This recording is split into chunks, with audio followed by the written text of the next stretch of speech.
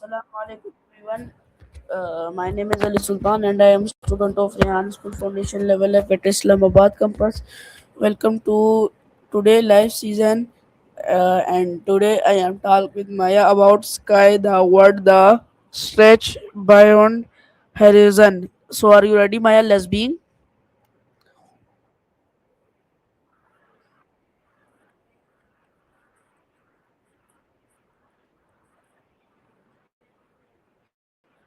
Okay, my next question.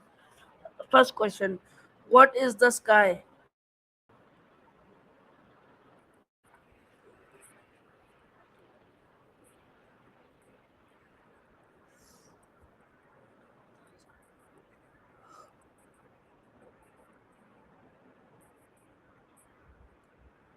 Okay. Why does the sky look blue?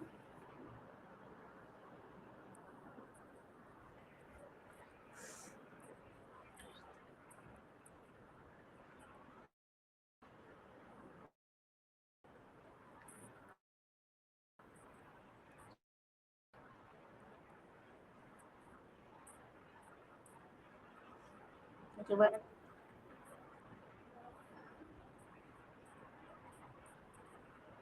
okay. Why is the sky important?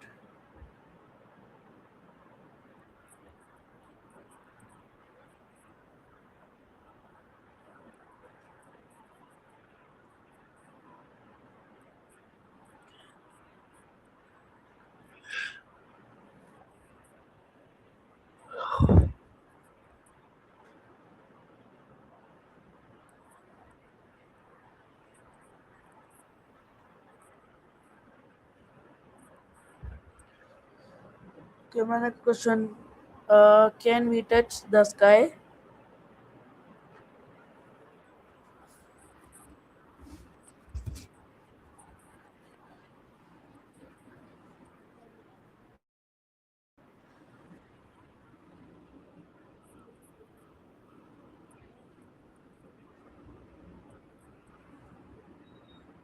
Okay. What are colds?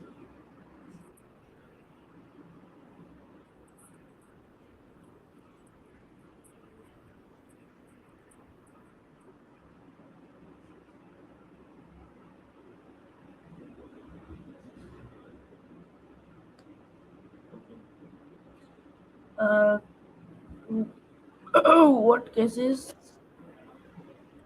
What cases rain? Sure what you're referring to. That is such a poetic way of putting it.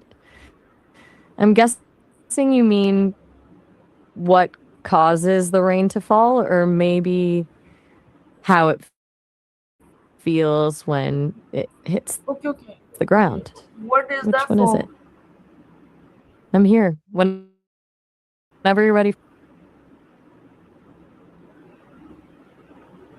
Whenever you're ready for the next question. I'm just hanging out here, What dive into is what's on what your is mind. fog? What is fog?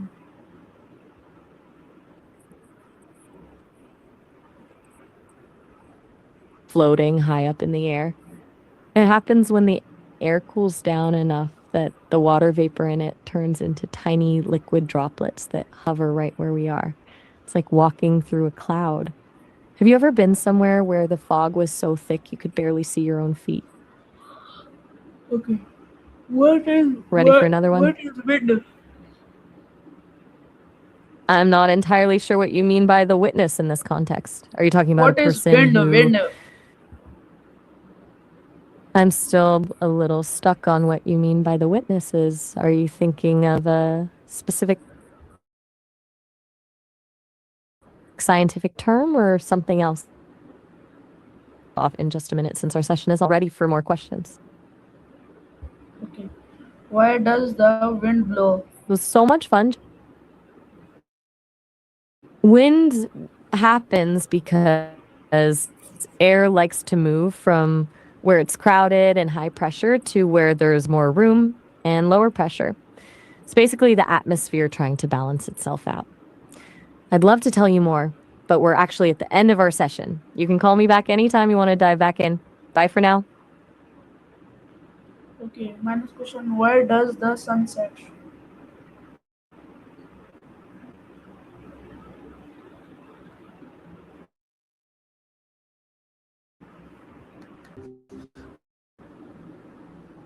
Hey there.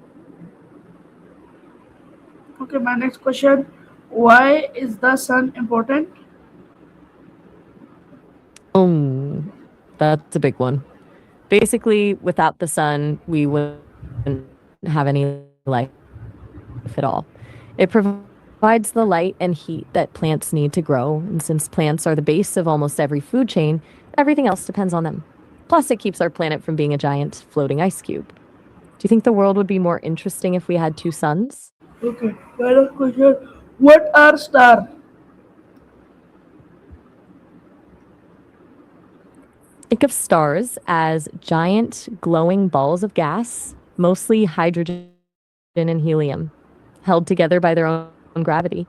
They're basically massive nuclear furnaces that create an incredible amount of light and heat. The coolest part is that our own sun is actually just a star that happens to be much closer to us than all the others. Does that make sense? My next question. Why does the moon shine? The funny thing about the moon is that it doesn't actually shine on its own. It's more like a giant mirror. It just reflects the light coming from the sun back toward us on Earth. So when you see the moon glowing at night, you're actually seeing sunlight bouncing off the moon's surface. What are planets? Planets are basically the big neighbors of the stars. They're large celestial bodies that orbit a star, like how Earth orbits the sun. To be a real planet, they have to be round and have cleared their own path of other space debris in their orbit. Some are rocky, like Earth and Mars, and others are giant balls of gas and ice, like Jupiter and Neptune. Ever wondered why some are so much bigger than others?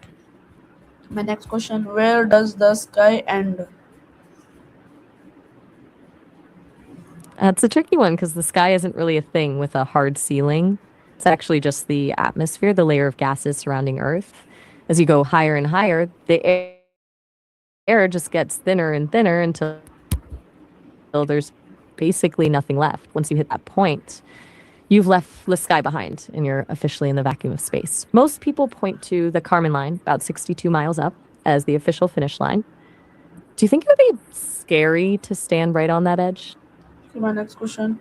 What is the horizon?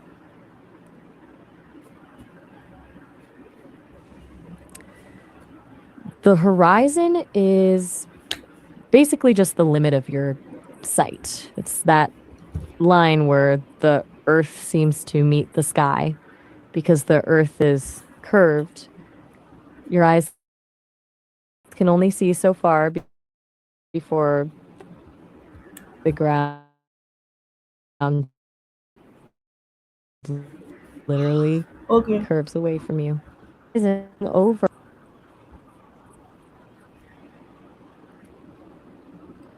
Okay, my next question. Why is the sky dark at night? It's all about where we're looking. During the day, our atmosphere scatters the sunlight, which makes the whole sky look bright. But at night, the side of the earth we're on is facing away from the sun. So we're essentially standing in a giant shadow. Without that sunlight to scatter, we can see right through the atmosphere into the deep darkness of space, which is why the stars finally pop out.